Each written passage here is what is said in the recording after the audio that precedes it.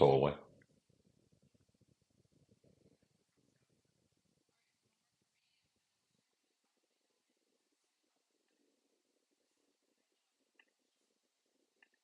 Yep.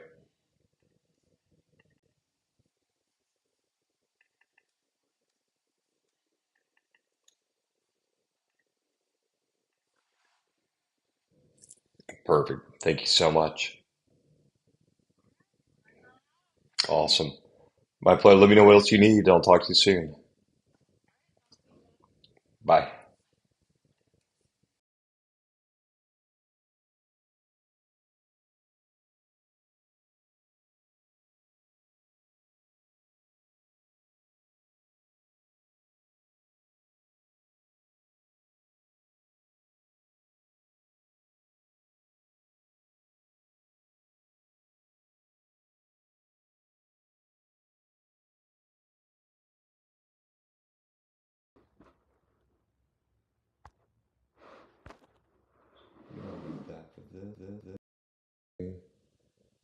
All right, that seems like it's working great.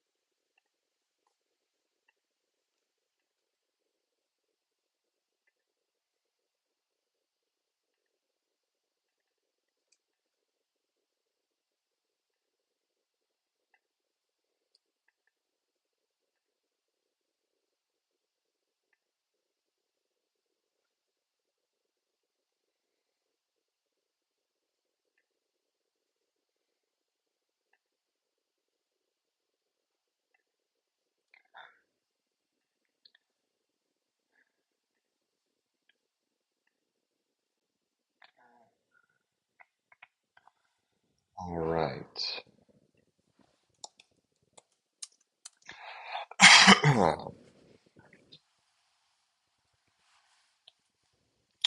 All right. Can people hear? Can you hear me?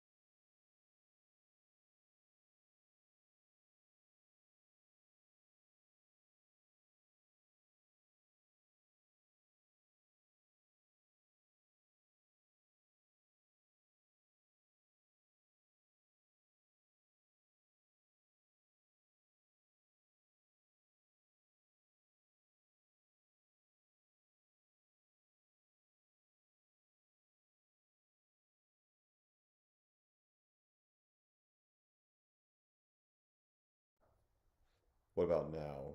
Can you hear me now? Great. What about now?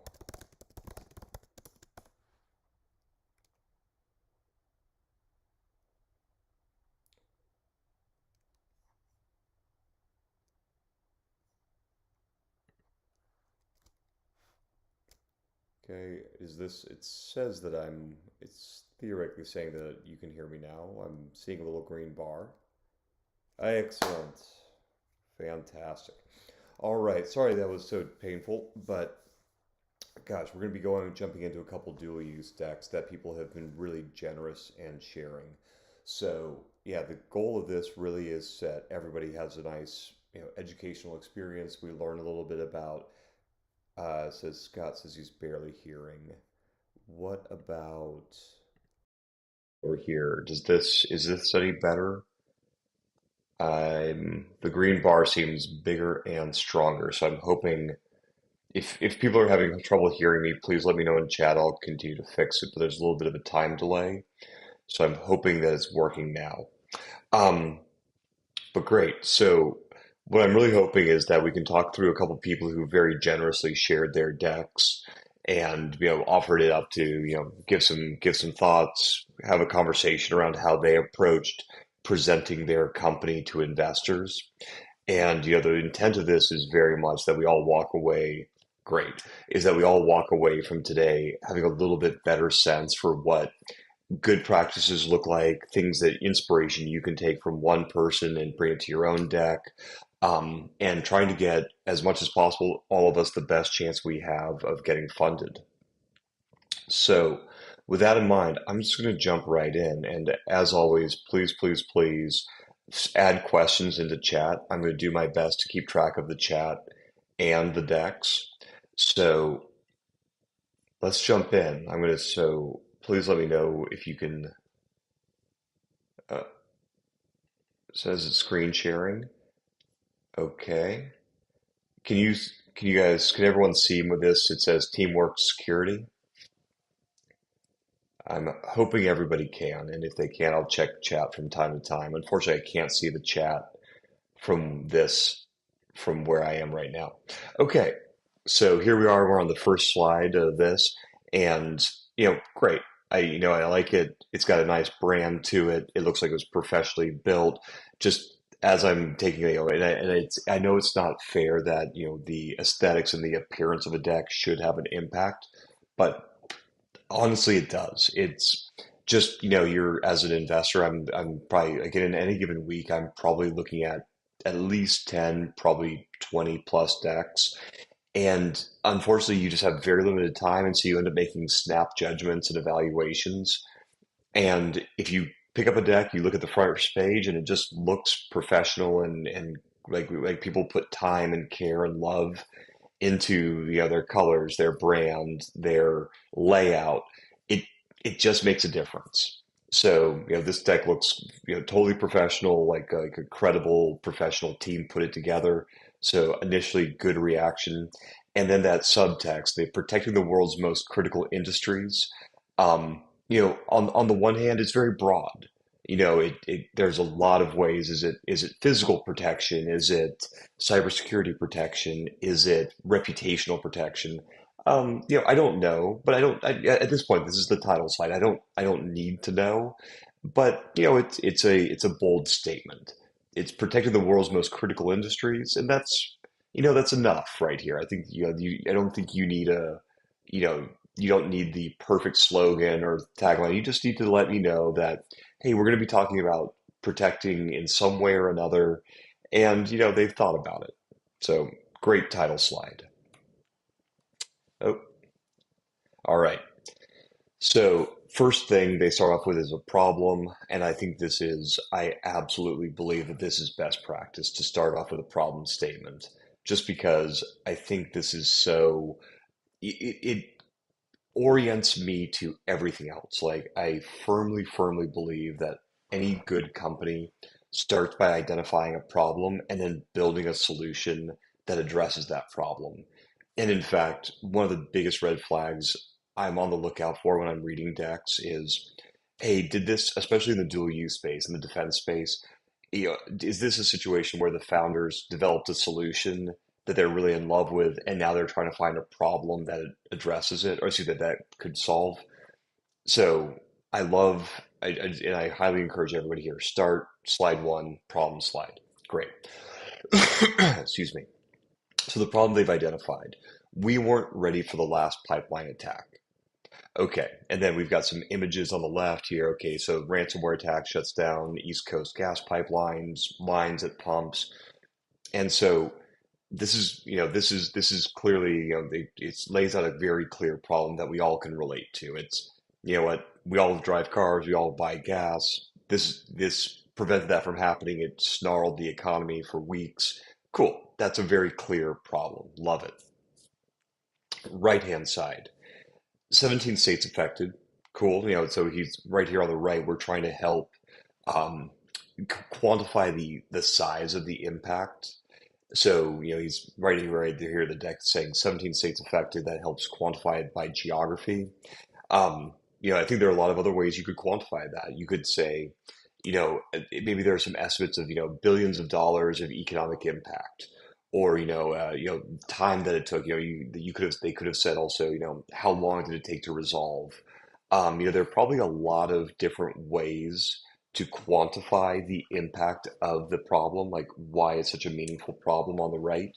But I love that they are doing something, that they are doing something to put numbers to the size of the attack. Um, I think my one thought on like an even better if on the right hand side would be around these question marks, because the first thing that says 17 states affected, that to me, at least the way I interpret that is, we're sizing the problems. A lot of states were affected. Um, but then the next four things, it's the federal government response, military response, private industry response. Are we under attack? What I think they're getting at there is that there was a lot of uncertainty.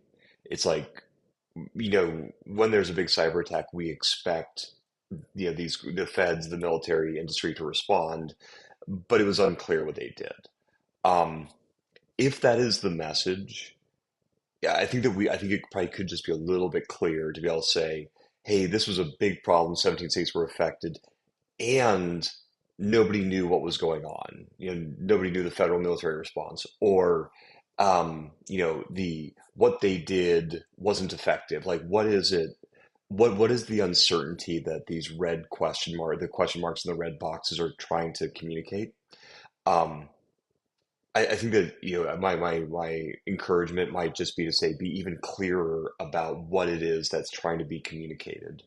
And by all means, if people have thoughts on these slides, what you like, what stands out to you, what doesn't, please put into chat. Like, I'd love to have a little conversation, and so it's not just me saying what I'm looking for, but actually, peer-to-peer feedback I think is great.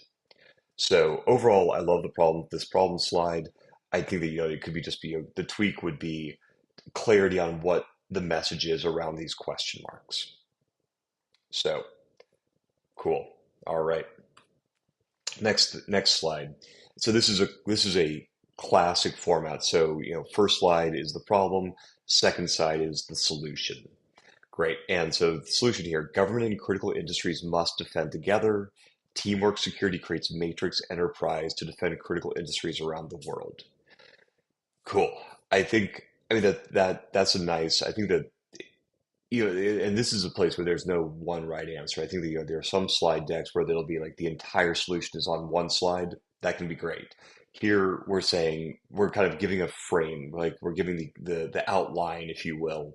I think that's where we're going here, is we're giving the outline of the solution.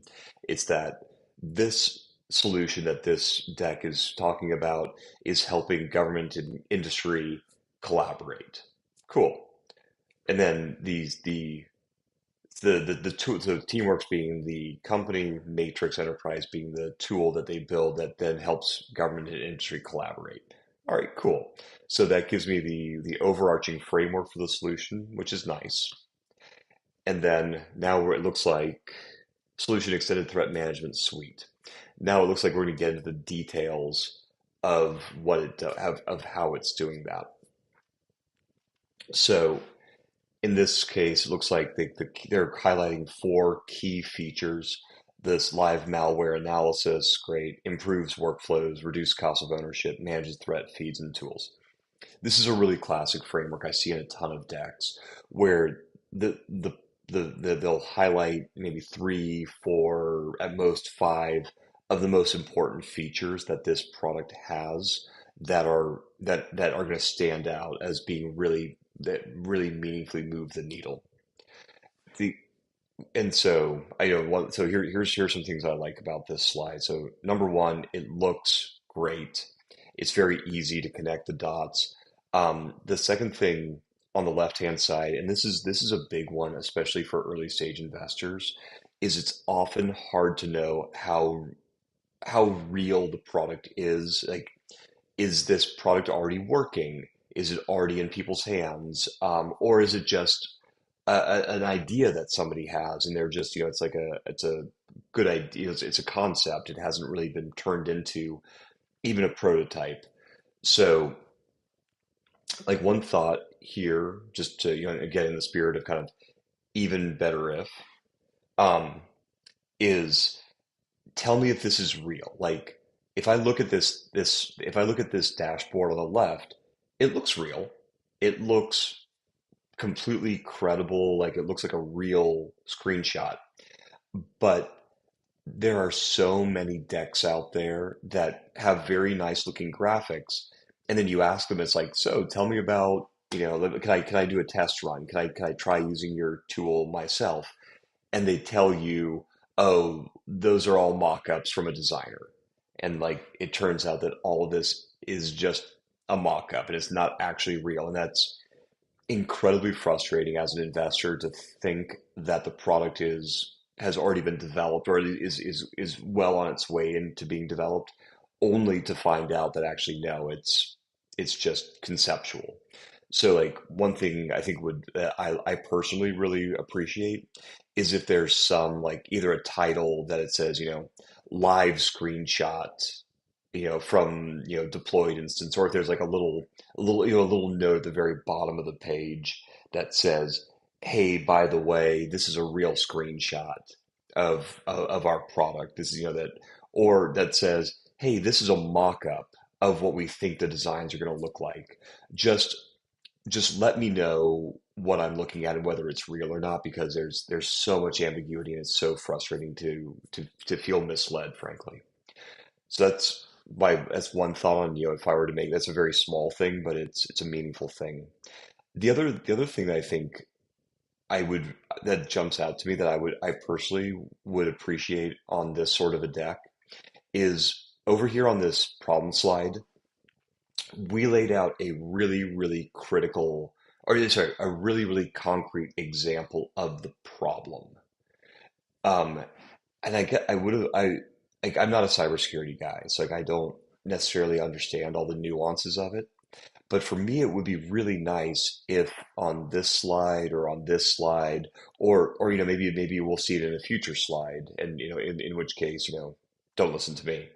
But I think it'd be really great if we could talk about like, hey, if the government was using Teamworks before this pipeline attack happened, this is how we would have helped, reduce the number of states affected, or would have helped improve the government or military or private industry response, or how we would have been able to help people understand whether they're under attack. Like we lay out a very vivid problem, like a very tactical, concrete problem, a very specific instance of a problem, and then the solution is, at least to me, it's a little bit more theoretical. It's not, well, not theoretical is not the right word. It's just like it's more generalized. And because it's more generalized, I'm left wanting to understand how each of these features here, the live malware analysis, would have impacted that gas line attack situation. So, personally, I would have loved to have. I would love to have. I don't know. Maybe we'll keep going through the deck, so maybe it's there. But I would love to have. probably somewhere around, maybe right around here, like right after this slide, be like, here's how each of these features, here's how the live malware detection, here's how the workflow improvements, here's how the cost of ownership, here's how each of those things would have impacted and made a better response to this specific problem, just to help me as a non-cyber person. It helps me connect the dots. So, but, you know, again, really, this is a classic framework. I think the insight here is if you have a very tactical problem and a more generalized solution, you may just need to connect the dots to help people understand the relationship. Cool. All right. Now this one's interesting. So another classic slide that you'll see throughout pitch decks is both a market sizing slide where it would say, hey, this is the total achievable market, the total available market, the total obtainable market, like different ways to understand the size of the market that's out there. And you'll also frequently see a traction slide, which is basically saying, hey, this is how far we are in our product development. Hey, excuse me. Hey, this is how far we are on our customer engagement and sales process. Um, my thought on this slide is I'm a little confused by which this is. So is this saying that there are, because the title here says users, and users makes me think that's traction, which makes me think that, hey, this is, the amount of traction, the number of people that are currently using it. 2,500 users, um, 54 states and territories are using it, 15 countries are using it, 260 partner organizations, industries. Um, if that's the case, if this is a traction slide, I would encourage you to just be really clear about that. Like, make it clear that it's like active users, or or maybe so maybe instead of it being users, maybe just say traction to date colon users, or just make it really clear to me as the reader that this isn't the market size, the total market size. This is what you've actually achieved so far. Um, and you're like, as I'm reading it, and as I'm, because now that because we're really talking about it here, right? Like we're spending a few minutes on every page talking about the layouts, talking about the content, and so because we're investing time. I'm like, as I'm talking myself through it, I'm realizing it's like, okay, yeah, this is almost certainly a traction slide, but in real life, this is happening super fast just because of the volume of decks that we get in each week, because of the volume of work that we have to do in diligence. Like, it's very quick. So, this could be like a couple seconds on each slide. And so, if a super busy investor looks at this slide and says, "Oh, that's the market size slide, only 2,500 potential users. That's a tiny market," and they don't take it seriously. So, because as traction numbers, these are very impressive. As a total market, it's not great. So I would just encourage, this deck, just make that really clear that this is traction, not market. So um, that's number one reaction. Number two reaction, I think it's interesting about putting the traction slide early in the deck. So like basically so far we started with problem, we spent two slides on the solution, and we're going right into traction. And I think this is a good choice when you've got good traction. Like, for example, if you're a super early stage company, well, it's hard for me. It's like, okay, they're asserting that their problem is really a problem, but maybe it is, maybe it isn't. Or they're saying, hey, this is my solution. It's like, well, is that actually a good solution to that problem? And it's like, maybe it is, maybe it isn't. But as a reader, once I see the traction slide, that's super validating of everything that came before. Because like what this is telling me is that, hey, me, Jeff, I don't necessarily know much about cybersecurity attacks or whether these are these the right features? Is this really helpful? I don't know, transparently. But you tell me that 2,500 users across 54 states and 260 partner organizations, they all think that it's a big problem to the point where they're using this tool. Okay. All right. I mean, that gives a tremendous amount of confidence to me as a reader, very validating of the product. That's like, hey, this isn't just a bunch of people thinking this is a good problem to solve. This is actually a meaningful problem to solve. So I like that they've pulled the credibility, this traction slide early in the deck. So I think thumbs up. That being said, if you're a very new company, and you basically have almost no traction, maybe you have like some customer interviews, maybe you've got like an unpaid pilot customer. If that's the case, I would encourage you to put the traction slide later in the deck so that you can lead with more impressive stuff, like a huge market size. So that's just a quick thought. Cool. Um, yeah. So Scott asked the same question. Like, are these actual users, potential users? I share that question. Like, I would love for that to have been a little bit clearer. Um, yeah. Yeah. The other question, if it's that successful, why do you need more VC now? And so, yeah, this is a great question. So it's funny. I think that there's a real tension between when you take on venture capital and when you grow organically. And I will say, like, one of the best times to raise venture capital is when you are successful, because you can say, it's like, hey, look, we're on a great growth curve. We're adding customers rapidly. We've got, this much in revenue already coming in. And if you can show like a really impressive growth curve, you might be able to get a disproportionately good valuation, which means, you're getting a disproportionately high amount of cash in the door for a comparatively very small amount of equity being given away. So from that perspective, I think it's actually really like it can be. I see a lot of companies, like some of our best portfolio companies, are raising early in the sense of like they still have a few $1 million in the bank, and so they could keep working on their product, and they could keep doing that, and wait a year or two to do their raise. But there's a lot of excitement around them. There's a lot of energy around them. There's maybe a bidding war between various venture funds to fund this company. And when you have that sort of um, competitive dynamic in your favor, that's really great, right? Because it allows you to bid up your value, and you can raise at disproportionately favorable terms. So, or you might say, hey, look, this company is doing really well, but they want to go enter whatever, I'm making this up, the European market. Hey, we're doing great, but we want to treble the size of our engineering team to be able to do, some big new feature set. Like there are a lot of good reasons why a company that is successful, that's revenue positive, would want to raise still. So yeah, so I mean, I think that's always a good question. Like if as an investor, if you're seeing it's like, wait a minute, why is this company raising now?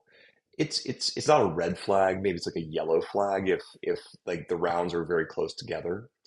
But if you have a really compelling answer, which would be like, hey, we're raising early because of all the demand that we're getting. Hey, we're raising early because this opportunity came along, but we need a bunch of cash to go pursue it. That's a great answer, and totally, any investor will understand that will not hurt you, might actually help you.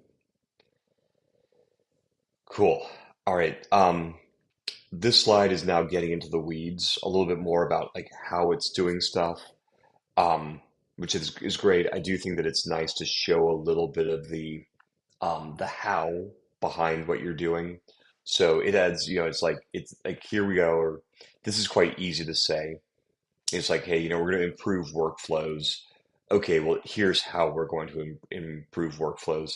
And I think this is always like a little bit of a dance within these days, especially the defense space, where it's like, because it's so easy to share so much, but it's also like you don't want to overwhelm your reader.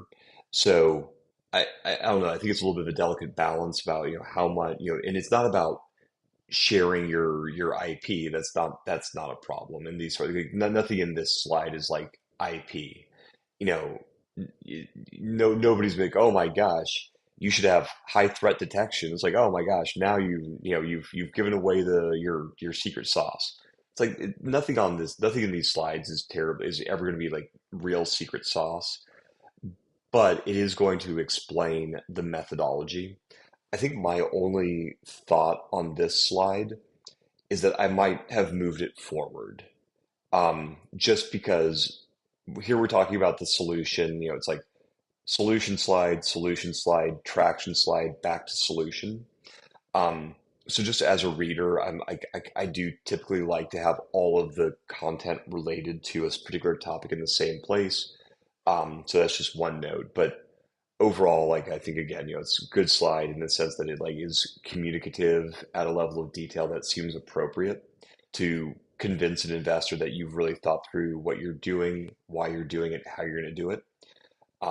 So yeah, no real notes beyond that. Okay, why now? This is like some investors really swear by this, like will always ask, like, why are we solving this problem now? And typically what this means is, you know, if this was such a big problem, and if this thing that you're solving had been a problem for the last 20 years, somebody else would have already solved it. So what this slide is asking is what has changed that makes this especially like a uniquely good time to solve it. And typically that means that there's either something has changed in the market where people all of a sudden are focused on it and are willing to pay more to solve it, or something has changed operationally, technologically, where like, hey, it's like before large language models, you couldn't do X. Now with large language models existing, you can do X. Therefore, now is the right time.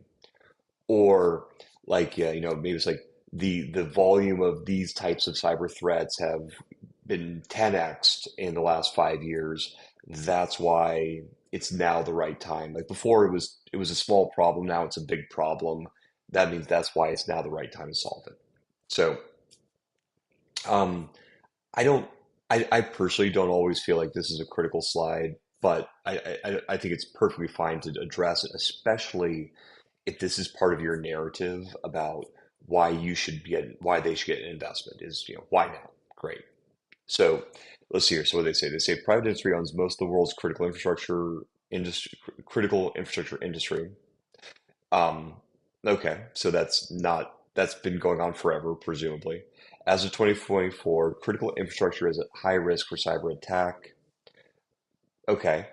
Um, it and then last bullet point, cybersecurity spending will grow 83% to 129 billion in 2020 to 236 by 2027.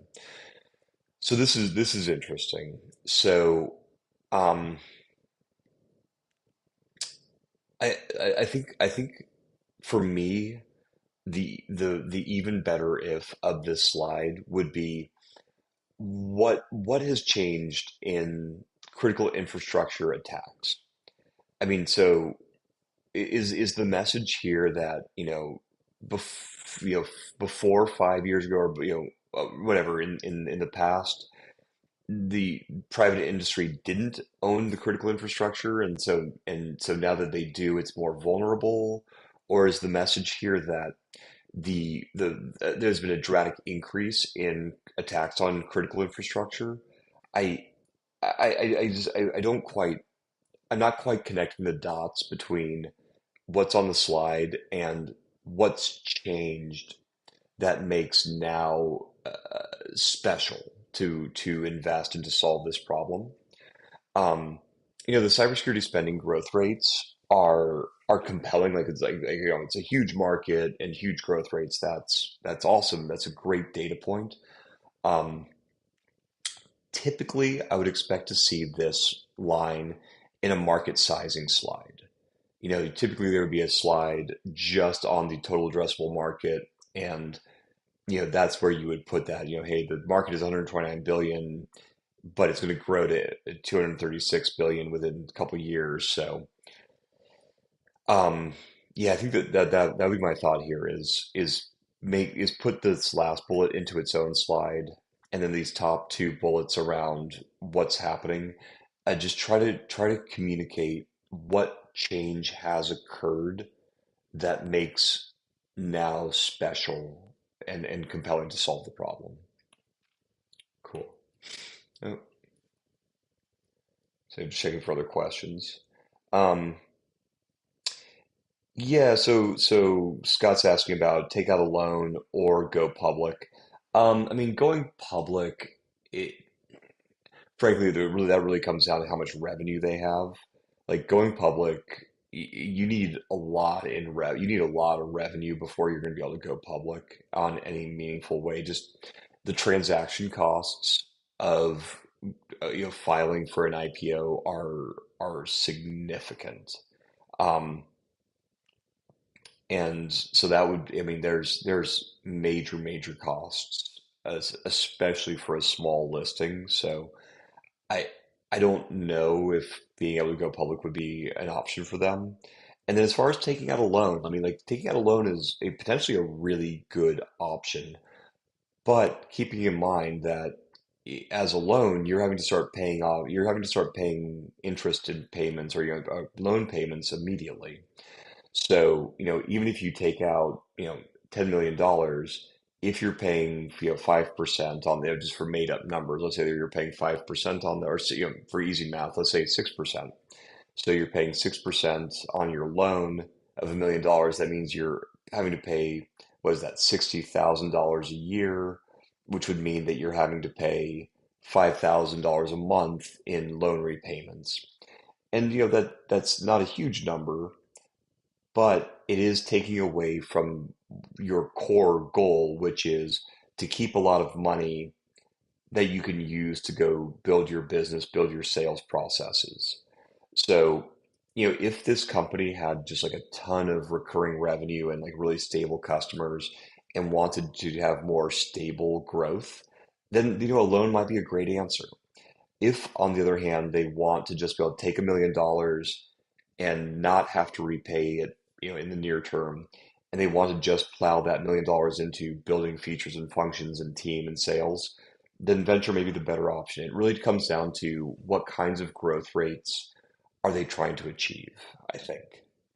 But great questions and great thoughts. I love that. Okay. Um, shoot, what's going on here? Sorry. Okay, there we go. Industry forecasts, I think that's great. Be able to say, hey, this is going to the market size. Hey, what, market today, market tomorrow, growth rates, awesome. I think just one thing that I'm very mindful of, I think we talked about this in my market sizing webinar, was really focused on like whether you're going to do a top down or a bottom up market sizing. And this to me looks a lot like a top-down market sizing. It's basically saying, hey, here's the total market, and then here's what we're going to be able to capture from that. I think that's a great technique, but I do typically think that bottoms-up market sizings are more compelling.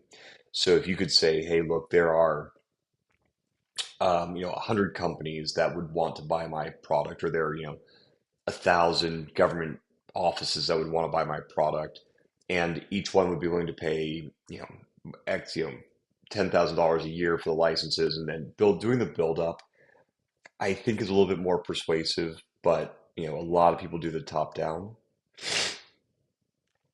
Competition, I love this competition slide. Like this is very similar to the competition slide that I recommended in my competition webinar.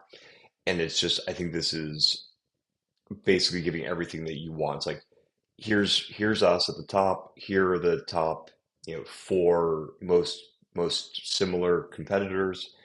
Across the top are the features that the company is going to be that a customer would use to evaluate whether to buy this thing. So like, these are my customers care that it's an American company. Okay, great. That's a buying decision feature. Be able to handle third party data, be able to do automated analysis. Those are all the I don't know this, but I'm assuming that those are all the key features that a company would use to decide whether to buy. And so there are the features, there's the whether they, which ones each company has. Love it. Gives a great way for me as an investor to know that you've done your homework and that I can go pressure test. Do I agree with your assessment? Love that. Product. Um, Manage live malware, CTI, and Hunt. So this is interesting. It's like we're getting back to the product slides, right? So like this is a product slide. Here's some more solution slides. Um, One thing I would encourage you to do is, like I said earlier, like keep all the slides that are related to each other together or explicitly make an appendix. Like I think there's nothing wrong with like, if you said like if this is your last slide, imagine, for example, like this is your last slide, say appendix, this slide would then say appendix on it, and then now you go into the more detailed stuff. And I think I mean, if you want to share a lot of details, I think that's a great technique just because that allows you to say, hey, look, the first 10 slides are my narrative, my high level, my tight, cohesive pitch deck. And then for those investors who want more details, go look in the appendix and you can find out much more about like the ins and the nitty gritty of how this works. Um, but so for this deck, my thought would either be clearly state that this is part of the appendix or move this slide up with the other product related slides. Um, yeah. And then I also like if this is a process flow, which it kind of seems to be a process flow, is what I interpret this as.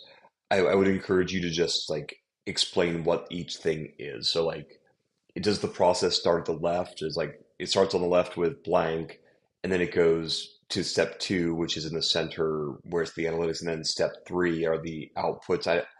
I don't exactly know.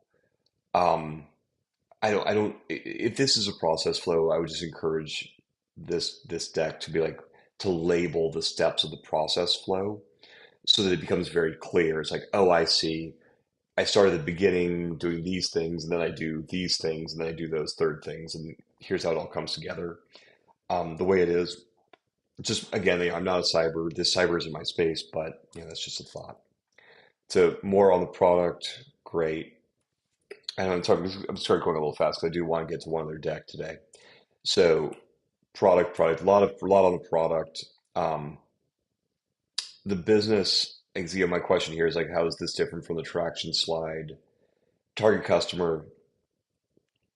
This is actually, I think, a really wonderful traction slide, like weekly hours. Or well, I guess this is an impact slide, so I love that. Just be able to quantify the impact. Definitely would encourage this slide to go earlier in the deck. Business model, growth rates, team, pipeline of revenue, you know, perfect. Um, so yeah, so I think this is overall like a really solid deck. I think my thought here is really just, hey, maybe reorganize a little bit of the content, help clarify the messaging of the content in a couple places. But you know what, that's all stuff sort of at the margins, and I think it's really great how far they've come. So, and again, I think at the end of the day, this is the whole goal of a pitch deck is to get you the meeting with the investment team. And so if this, I think, for a company for an investor who is really focused on cyber, this is compelling enough. I would think you have to probably get the meeting. So that's awesome. Cool. I think we have time to at least start on a second deck. So I'll try to think here which one. Again, thanks to everybody for who are willing to share. So let's just maybe we'll try this one. So the Toby Energy. So kind of again, just looking at the deck, looks professional. It's got like a nice graphic design. It's revolutionizing green hydrogen the next leap forward. Awesome. I love all of that. Um, yeah, just it's very clear. What is this? It's an energy company. They're focused on hydrogen. Cool. Like it gives me the framework that I should be a mental model, or frankly, like for transparently, the fund that I'm with, we don't do a lot of energy work. Like we do some, but I'm immediately, I know who within the fund is like the one energy person who's there who like really knows energy. So I'm like, I'm gonna get this and be like, oof, I don't know energy. I'm gonna hand that over to the person who does. So that's that's nice, really clear. Green hydrogen powering tomorrow. So this to me is sort of like an executive summary slide. Um, which I think can be really effective. I think that the like we said on the previous deck, it was like they just jumped right into the problem, and then they moved into the solution and market and traction and all that stuff. This one is sort of doing a little bit of everything. It's like an executive summary, right? Because it says, here's the problem: zero emission, the only fuel with zero, and then zero emission, the only fuel with zero carbon emissions.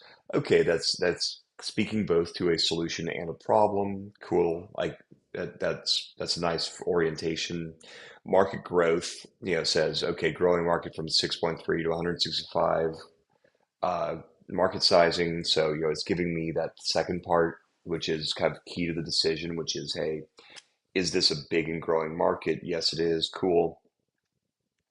And then support 8 billion US funding global push for hydrogen infrastructure.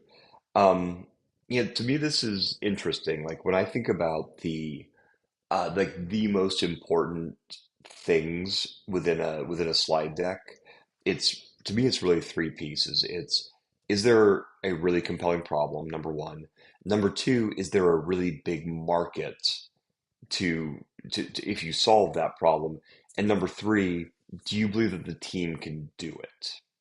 Um, and then because like the solution, of course, is important, but if you really believe that it's a compelling problem, a huge market, and a really smart team, then my assumption is that they'll, even if they don't create the solution that's in the deck today, they'll create something really exciting. Just because, again, it's a lot of money if they are successful. A lot of people care about helping solve the problem because it's a big problem, and there are really smart people trying to solve it. That those to me are like the three things. And so for to me on this deck, if it's an executive summary, the zero emission and okay, great, it's a big problem.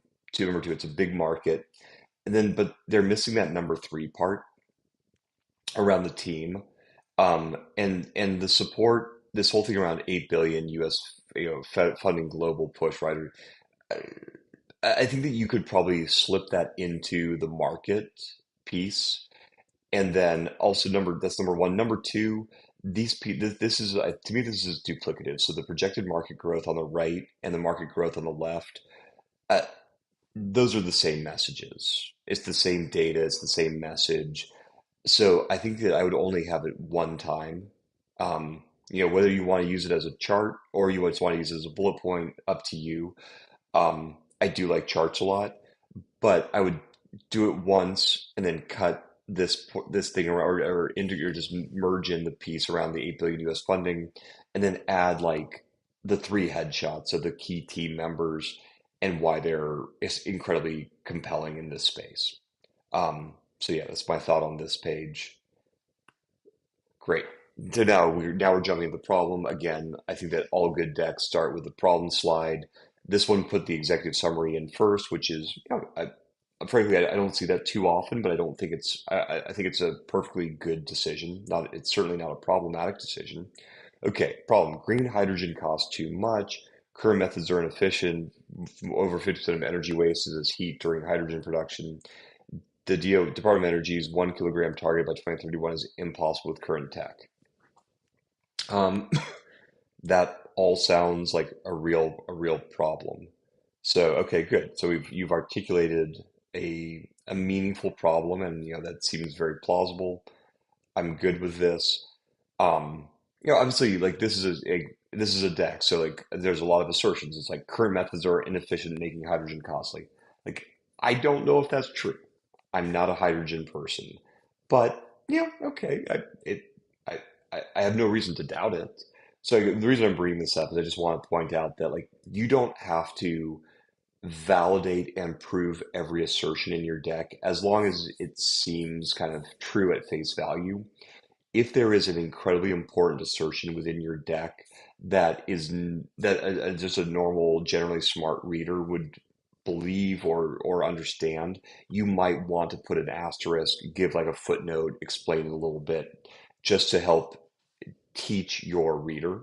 Okay. Um, Retail California hydrogen pump price versus benchmark. This is interesting. Like I love charts and I love tables because they tend to have really interesting data and that help me understand the opportunity. Um, well, the thing that I would love is just a little bit more of an understanding. Like, hydrogen price compared to gasoline where it should be, like helping me understand what this means in terms of dollars to a consumer or dollars to a state, or like if you could help me as a interested but uneducated reader in this space, help me contextualize the magnitude of the problem in terms that are going to be more familiar to me. So maybe it's like, hey, this at this price to this price, a transition to a hydrogen car will never be economically viable, or at this price, who cares? Like, what's the so what around these numbers? So I think that would be like the way that would be what I would love to see to like help make this message go from being like an academically interesting problem to being an economically very profitable problem to solve. Cool. All right, solution. Again, you're seeing this trend. Here's our problem. Here's our solution. So the solution: reimagining electrolysis with a new tech stack, patent pending, zero waste heat production. Um, Toby electrolysis reduces energy waste by 75%.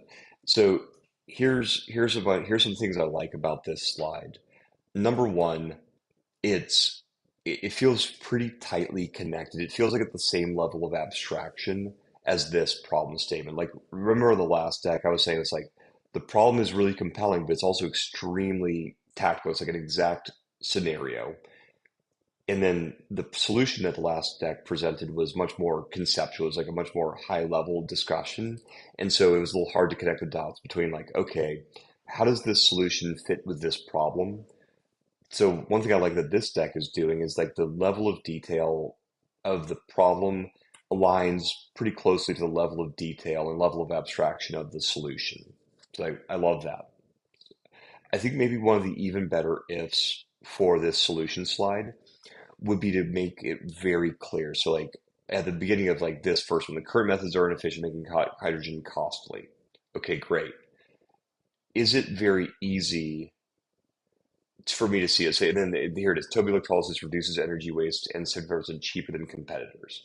Okay, that line around Toby electrolysis reduces energy waste and current methods are inefficient, making it costly. Those two things align, right? They like here's the answer to this problem. Here's the issue, or here's the opportunity, I think, for this slide is to make it easy for me to visually understand that this is the information that connects to this question or this issue. So like I think the way to solve for this is like use a icon. Say it's like, there's one of the problems is around cost, and just put like a dollar sign icon here, and then use that same dollar sign icon next to this. So it's like, so me as a reader, I can connect the dots really easily. I can be like, okay, there on the problem side, there was a cost issue. On the solution side, there is a cost solution issue. Okay, cool. There's a zero waste heat production. There's yeah, there's like the waste heat production. For that one, put an icon of like a flame, and that way I can see it's like I can just very, very quickly connect the dots between each of the problems, each of the solutions. Um, and like the slide has all the content, so it's great. Like they've done the hard work of like connecting the dots. Just make it visually easy for me to connect those dots rapidly when I'm like, because I think I saw a survey somewhere that said that an investor will typically spend 3 minutes looking at a pitch deck. So that's 3 minutes looking at, 12-ish slides, which implies that they're spending like somewhere on the order of 10 to 15 seconds per slide. So in such a fast-paced environment, you want to make it so easy for people to connect those dots. Cool. All right. Sorry. Clear solution sounds familiar. So this is an interesting one. So they're right here, they're trying to validate their concept through analogy. Basically, what the insight is, it's like, hey, you may not believe that I can solve this hydrogen problem, but the in the light bulb context, this problem, there was a very similar problem that had a very similar solution. And so it's like, if they were able to do it for light, you should believe that we can do it for hydrogen. Okay. Um, so I love analogies, I love comparisons. It makes things that seem like science fiction all of a sudden be like, oh, wait a minute, you know what? 100 years ago, the idea that you could have a cool high efficiency light probably sounded like science fiction to them. Okay, I get it. It's like it's making it real for me as a reader. So conceptually, I love this idea of analogy and comparison. I think I think where what would be the even better if, like, the next level of good for this slide, it's like, why are lights and LEDs comparable to hydrogen? Like, that's where I'm sort of I'm sort of missing the connection between those two concepts. I mean, it's like fair enough, incandescent bulbs. There's the heat issue. I'm sure there's a power issue. There's a whatever issue, but like, why is an evolution in lighting credibility building and validating that you're going to be able to make an evolution in hydrogen? Um,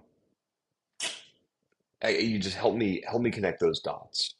Because I'm excited by this. Help me make those connections. So whatever that is, you just lay it out. Cool. Product roadmap, love these. It's great just to be able to say, hey, look, this is what the future looks like. This is what we think the future is going to hold for us. Great. Classic slide, tons and tons of them have it. Sorry, I don't know why it keeps going backward. Okay, the team that's making it happen, awesome. Every deck needs a team slide. Just be able to say, hey, we're a bunch of really smart people who know about this. Awesome. Great team slide.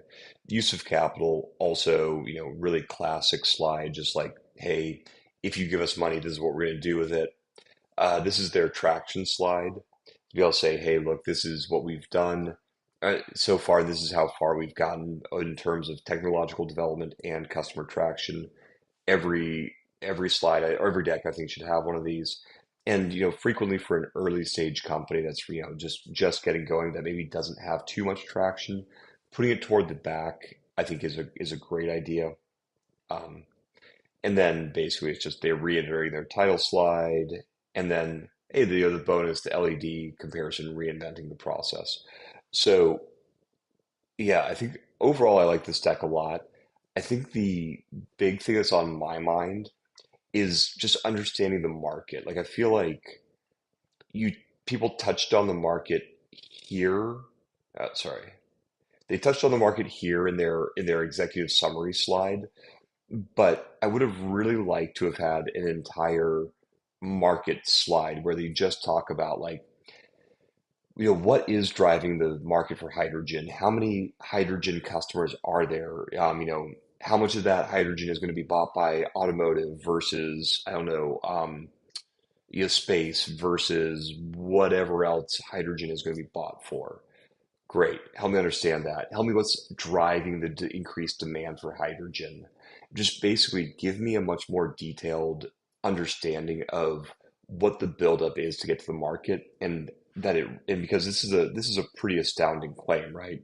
40% CAGR is insane growth rates. So, like, as an investor, like, one of the things I'm gonna be like immediately skeptical of is this growth rate for the market. So if you're going to make a really bold assertion like this, which is great, but you got to back it up. You got to give me something to make me believe you. So that's really my number one my number one push there. And then my number two push, and this is secondary, but I think still important, is give me a little bit more on the competition. Like hydrogen, I know is a big deal. So these aren't the only companies out there working on hydrogen. So like help me understand who else is out there, who else is doing it in this way, who else are direct competitors, who else are like near like kind of adjacent competitors, like and like what is it that you're doing? Is it reimagining electrolysis with a new tech stack? Cool, that seems compelling, but like help me get comfortable that you're really doing something that's different from the other companies that are out there doing hydrogen production. So looks like we're just about at time. Okay. Um,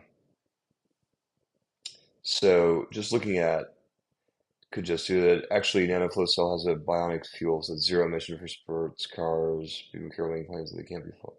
Um, yeah. So I mean, yeah, obviously, to the extent that you can keep a very short deck, I do think that's super helpful. Like having a really concise deck, it's just really high with really tight message is a very good thing. Um, but yeah, so I guess I've got I need to jump pretty soon. But if people have anything, I'd be happy to take a couple questions.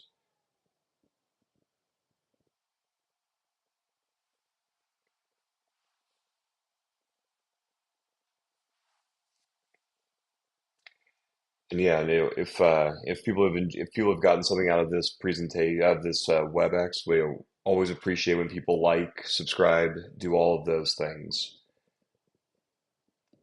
Otherwise, I'll hang out, and then I think we've got I think there's gonna be another dual use pitch deck review like this one in a couple weeks. So I think we've got more. Like the next two or three of these webinars are going to focus principally on individual slides within a deck, and then it'll be back to yeah, we'll be back to talking about that later. Yeah, yeah, no, and Scott, yeah, sorry about that. Yeah, happy to do your deck next time, or get to it. I just went in the order of people who sent them in. So yeah, my apologies.